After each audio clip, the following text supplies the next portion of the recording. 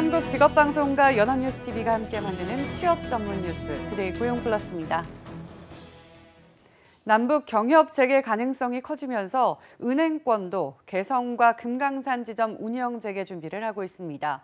철도와 도로, 항만 등 SOC 사업에 금융권이 참여하는 방안과 달러화가 아닌 원화로 결제하는 개성페이 도입 등도 검토되고 있습니다. 김동욱 기자입니다. 2004년 문을 연 우리은행 개성지점. 개성공단 입주 기업들에게 환전과 시설 운전자금 관련 서비스를 제공했지만 공단 폐쇄와 함께 현재 철수한 상태입니다. 우리은행은 관련 전산 기록과 인력을 유지하고 있어 공단 재개만 결정되면 바로 다시 문을 열 수 있다는 입장입니다. 기업은행은 새로 개성공단 지점을 여는 방안을 추진하고 있습니다. 농협은행은 금강산 관광이 재개되면 금강산 지점을 다시 운영할 계획입니다. 철도, 도로, 항만 등 SOC 사업은 막대한 자금이 필요하기 때문에 특히 금융의 역할이 중요합니다. 신한은행과 국민은행, 우리은행 등 시중은행들은 인프라 사업과 주요 개발 사업에 필요한 금융 지원에 나설 준비를 하고 있습니다. 북한 내 낙후된 지급 결제 시스템도 중요한 분야입니다. 우리은행은 2007년 처음으로 개성공단 내 식당 등에서 미국 달러화를 기반으로 한 선불식 전자화폐 서비스를 시행한 바 있습니다. 최근엔 원화 기반의 전자결제 수단인 개성페이를 도입하는 방안도 검토되고 있습니다. 개성페이가 도입되면 개성공단 물품 대급에 원활한 지급이 가능해지는 동시에 달러화가 아니기 때문에 군사적 사용을 막을 수 있습니다. 이주열 한국은행 총재는 북한이 개방의 길로 들어서면 지급 결제 시스템이 중요한 문제가 될 것이라면서도 기본적으로 개성공단이 가동돼야 한다고 밝혔습니다. 은행권은 아직은 남북 경협 사업이 확정되지 않은 만큼 진행 과정을 지켜보면서 관련 사업 준비를 하고 있다고 설명했습니다. 연합뉴스TV 김동욱입니다. 남북 경제협력이 활발해지면 침체기에 있는 우리 해운과 조선업도 한 단계 도약의 발판을 마련할 수가 있습니다. 한반도가 동북아 물류 허브 역할을 하면서 동아시아 바다를 주름잡을 수 있을지 기대가 모아집니다. 배삼진 기자입니다. 세계 5번째 초대형 항만으로 성장한 부산항. 한 해 처리하는 물동량만 컨테이너로 2천만 개가 넘습니다. 미국과 유럽, 중국, 일본 등 세계 500여 개 항만과 연결돼 있어 지금도 동북아 물류 허브의 역할을 하고 있습니다. 남북 간 철도가 연결되면 부산항은 더 큰 성장이 기대됩니다. 남북한을 잇는다면 한반도의 운명도 극적으로 변하게 될 것입니다. 세계로 도약하는 대한민국의 꿈이 현실이 될 것입니다. 활발한 남북 경협으로 북한의 공단들이 가동되면 수출 물량 역시 지금보다 급격히 늘어날 수밖에 없습니다. 또한 동해 태평양을 거쳐 북극으로 이어지는 북극 항로 등 새로운 항로가 열려 해운 산업의 새로운 전기가 될 수 있습니다. 남북한의 경제가 활성화된다면 지금 현재도 남한의 경제가 전 세계 8위, 9위권 하고 있는데 이런 기회를 잘 활용하고 우리가 잘 살려나간다면 우리나라 해운 산업도 전 세계 3위권에 드는 것이 머지않은 미래에 해운 산업이 다시금 부흥기를 맞으면 침체기에 놓인 조선업 역시 재기를 노릴 수 있습니다. 남북이 물류 허브가 돼 물동량이 쏟아질 경우 수주량은 또다시 반전의 기회를 맞을 수 있기 때문입니다. 아직 먼 얘기지만 남북 간 경협이 탄력을 받는다면 북한 안변 지역에 선박 블록 공장을 건설하고 남포의 선박 수리 공장에 설비를 현대하기로 2007년 남북 정상이 합의한 조선 협력단지의 재추진도 현실화할 전망입니다. 연합뉴스TV 배삼진입니다. 요즘 4캔에 10,000원 등 저렴하게 판매하는 수입 맥주 드시는 분들 많으실 겁니다. 수입 맥주가 국산 맥주보다 싼 배경에는 역차별 세금 구조가 있는데요. 결국 국내 맥주 업체들은 독특한 맛의 수제 맥주와 역수입 등을 통해 돌파구 마련에 나섰습니다. 정선미 기자입니다. 하회탈이 그려진 맥주부터 대포왕, 버드나무 맥주까지. 최근 마트에 색다른 국산 맥주들이 등장했습니다. 소규모 양조장에서 만든 토종 수제 맥주들인데 주세법 개정으로 마트에서도 소비자를 만날 수 있게 됐습니다.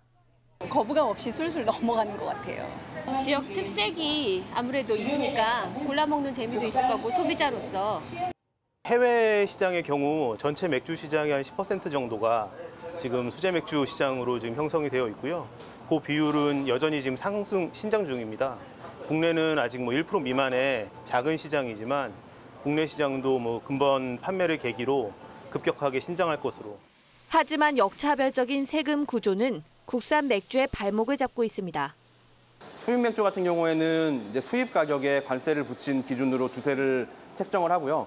저희 같은 국내에서 제조하는 맥주들은 이제 제조 원가나 출고가를 기준으로 주세 책정을 하기 때문에 판관비나 이윤까지 전부 다 주세를 매기는 그런 구조거든요. 결국 업계 1위 오비 맥주는 국내에서 생산하던 호가든 등 일부를 수입으로 전환했고 대표 브랜드인 카스 월드컵 패키지 일부도 미국에서 생산해 역수입하기로 했습니다. 불리한 세금 구조 속에서 고군분투하는 국내 맥주 업체들. 수입 맥주와의 대결에서 승리할 수 있을지 관심이 모입니다. 연합뉴스TV 정선미입니다. 기초연금 제도 도입 뒤 2015년부터 3년간 수급노인 1인당 수령액이 이전 기초노령연금보다 24만 원가량 적은 것으로 나타났습니다. 국민연금공단에 따르면 기초연금 수급노인은 평균 소득 증가율을 기준으로 연금 지급액을 조정하는 기초노령연금을 받을 때보다 2015년부터 3년간 1인당 총 23만 9,880원씩 덜 받았습니다. 이는 기초연금은 물가상승률을 기준으로 인상분을 결정하는데 지난 3년간 물가상승률이 소득 증가율보다 낮았기 때문입니다. 한편 정부는 9월부터 기초연금을 월 25만 원으로 인상 지급할 방침입니다. 2013년 강원랜드 채용 응시자 중 부정행위나 인적성 미달자 등을 제외한 3,198명에게 재시험 기회가 주어집니다. 산업통상자원부는 8일 강원랜드 채용 공고를 내고 6월 말까지 225명을 선발하는 등 채용비리 피해자 구제 절차를 시작합니다. 국회의원 비서관이 부정합격한 워터월드 수질 환경 분야 경력직 1명의 경우 채용 기준 충족 응시자가 없어 구제하지 않기로 했습니다. 산업부는 예비 합격자를 뽑아 부정합격자 퇴출이 추가로 이뤄질 경우 차점자 순으로 충원하기로 했습니다. 불합리한 고용노동행정 관행과 제도를 근절하기 위해 출범한 고용노동행정개혁위원회의 활동 기간이 오는 7월 말까지 3개월 연장됐습니다. 작년 11월 출범한 고용노동행정개혁위는 활동 기간을 6개월로 정하고 15개 과제에 대한 조사를 해왔습니다. 개혁위는 권력기관의 외압 및 노동계 사찰 조사와 근절 방안 등 4개 과제는 조사를 끝냈고 2013년 삼성그룹의 노조 와해 의혹 제기 당시 노동부 대응의 적절성 등에 대한 조사는 진행 중입니다.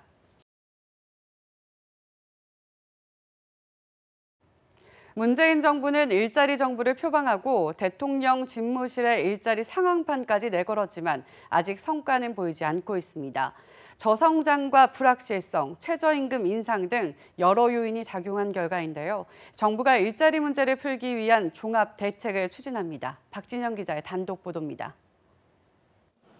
3월 취업자는 작년 3월보다 11만 2천 명 늘어나는 데 그쳤습니다. 2월 10만 4천 명에 이어 2달 내리 10만 명 초반대에 머문 고용 쇼크였습니다.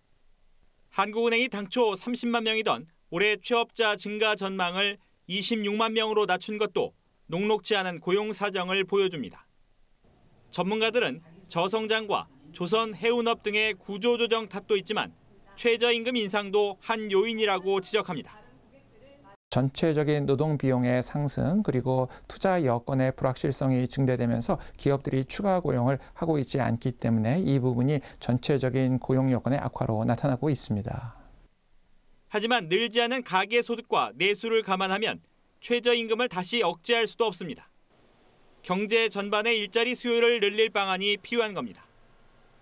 최저임금 정책의 효과가 다소의 부작용이 있을지라도 이 장기적으로는 공정경쟁 환경을 강화하고 혁신경제 정책을 좀 강화해서 좋은 일자리를 많이 만드는 방향으로 이 문제를 해결해야 합니다. 정부는 이 문제를 풀기 위해 일자리 창출 종합대책을 준비 중입니다.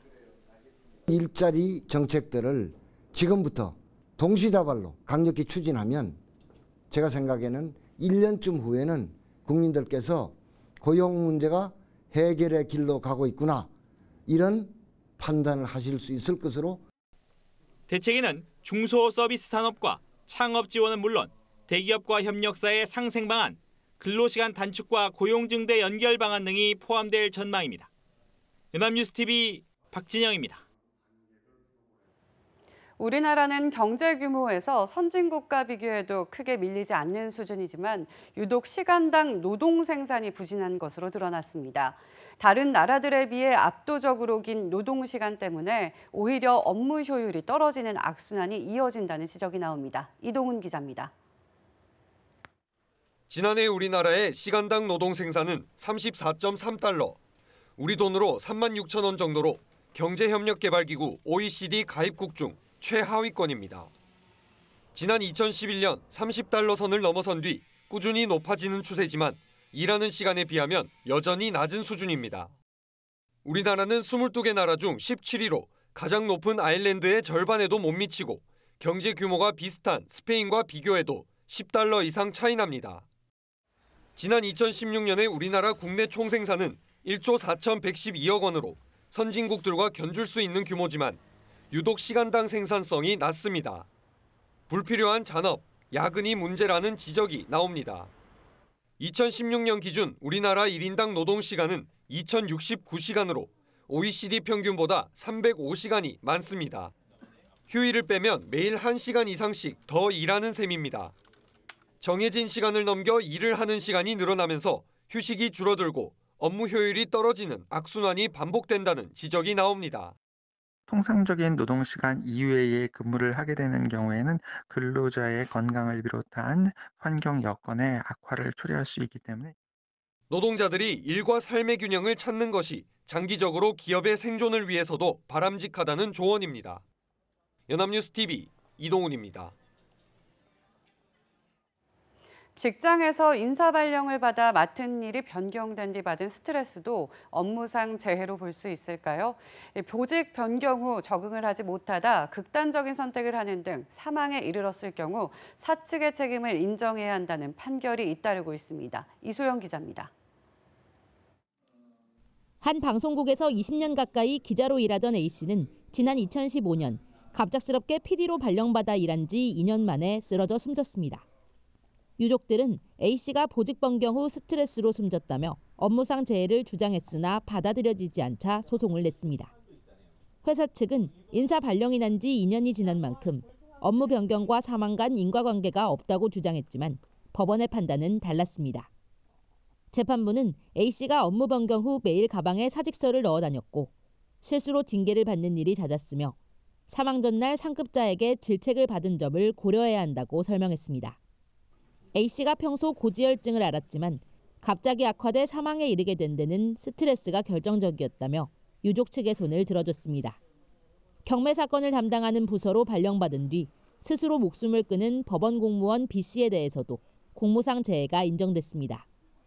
공무원연금공단은 B씨의 업무 부담은 일반 직장인이 견딜 수 있는 정도였다고 주장했지만 법원은 받아들이지 않았습니다. 재판부는 책임감이 강하던 B씨가 업무에 적응하지 못한 상실감을 유독 크게 느꼈을 수 있지만 개인적 특성이 B씨를 자살로 내몰았다고 보기는 어렵다고 판단했습니다.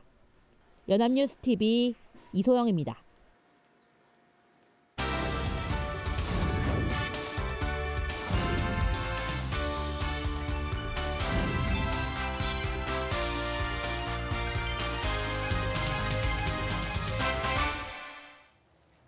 대한민국 50만 구직자의 일자리 현황을 데이터로 풀어봅니다. 투데이 데이터 뉴스 시간, 안치홍 아나운서 안녕하세요. 안녕하세요. 데이터 뉴스 시간입니다. 가정의 달 5월입니다. 가족과 함께하는 행사가 1년 중 가장 많은 달이기도 한데요. 게다가 올해 5월은 징검다리 휴일도 많아서 보다 특별하게 보낼 수 있다고 합니다. 직장인들은 이번 5월을 어떻게 보낼까요? 데이터 뉴스에서 알아봅니다. 네, 5월은 어린이날을 시작으로 어버이날, 스승의 날이 몰려있는 달이기도 하죠. 이뿐만 아니라 날씨가 좋아서 여행을 많이 가는 날이기도 하고요. 네, 그렇습니다. 게다가 올해 5월 1일에 있는 근로자의 날을 시작으로 어린이날과 대체 공휴일인 7일, 또 22일엔 부처님 오신 날 등이 징검다리 휴일로 많이 묶여 있는데요. 그래서 직장인들이 개인 연차를 한 개만 사용해도 3, 4일의 긴 연휴를 보낼 수 있는 날이 줄줄이 이어져서 휴가를 가는 직장인들도 많을 것으로 예상됩니다. 얼마 전 취업 포털 잡코리아가 남녀 직장인 577명을 대상으로 5월 휴가 계획과 예상 비용에 대해 조사했는데요. 그 결과 조사에 참여한 직장인 중 5월에 개인 연차를 사용할 것이라 답한 직장인이 49.2%로 절반에 가까웠다고 합니다. 그렇군요. 이 징검다리 휴일이 많아서 개인 연차를 쓰면 짧은 여행을 갈 수도 있겠어요. 네, 그렇습니다.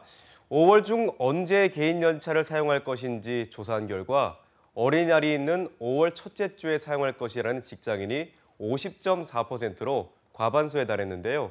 그 다음으로는 5월 셋째 주, 부처님 오신 날 전후로 사용할 것이라는 직장인이 35.2%로 많았고 근로자의 날을 전후로 사용할 것이라는 응답자도 26.4%로 조사됐습니다. 네, 하지만 연차를 써서 휴가를 가게 되면 그만큼 지출도 많아지잖아요. 게다가 가족 행사까지 많으니 지출이 여느 때보다도 많겠어요. 네, 아마도 그렇겠죠. 이렇게 긴 연휴를 계획하는 직장인들이 많은 영향인지 5월 예상 경비도 작년에 비해 높았는데요. 직장인들이 5월에 추가로 쓰게 될 경비는 평균 56만 원으로 집계됐습니다. 공휴일별로는 어버이날의 예상 경비는 평균 29만 원, 어린이날 예상 경비는 평균 14만 원, 스승의 날은 평균 5만 원, 부부의 날 혹은 성년의 날은 평균 8만 원으로 해서 전체 평균 56만 원 정도를 예상하는 것으로 집계됐는데요. 평균 48만 원을 쓴다고 했던 작년의 같은 조사 결과보다 16.7%가 높아진 셈입니다. 네, 휴일도 많지만 챙겨야 할 날도 많으니 지출이 자연스럽게 늘 수밖에 없겠군요.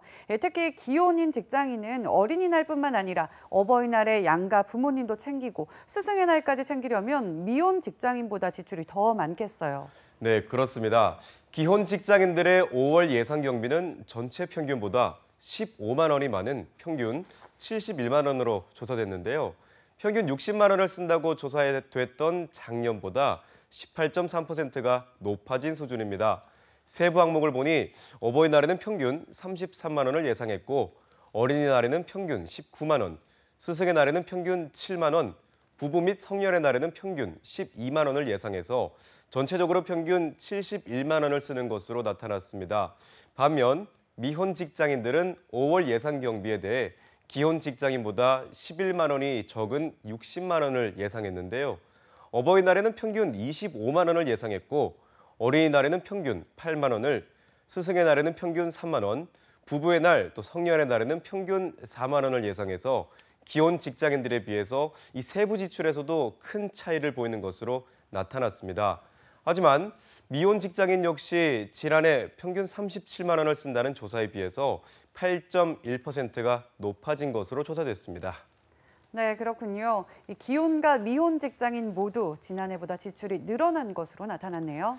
그렇습니다. 그래서 5월 자체에 부담을 가지고 있는 직장인들도 많았는데요. 특히 5월 공휴일 중 가장 부담스러운 날을 물어보자 68.8%가 어버이날을 꼽았다고 합니다.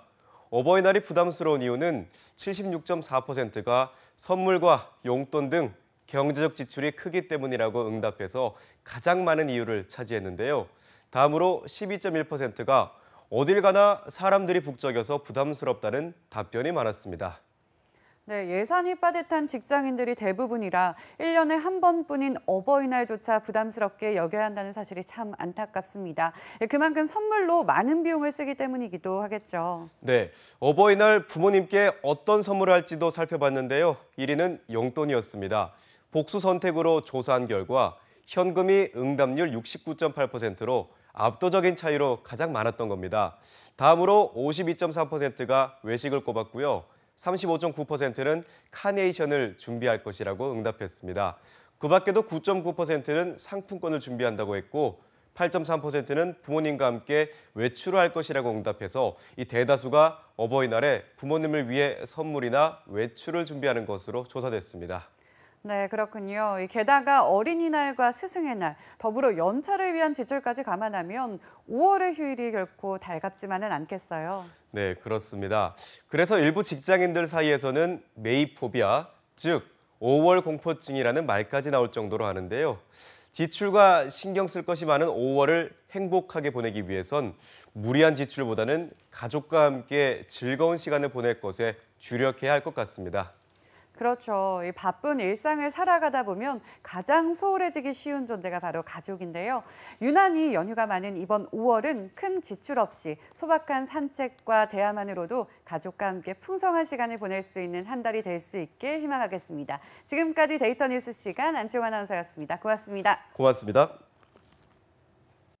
지금까지 투데이 고용 플러스였습니다. 오늘 저희가 준비한 내용은 여기까지입니다. 함께해 주신 여러분 고맙습니다.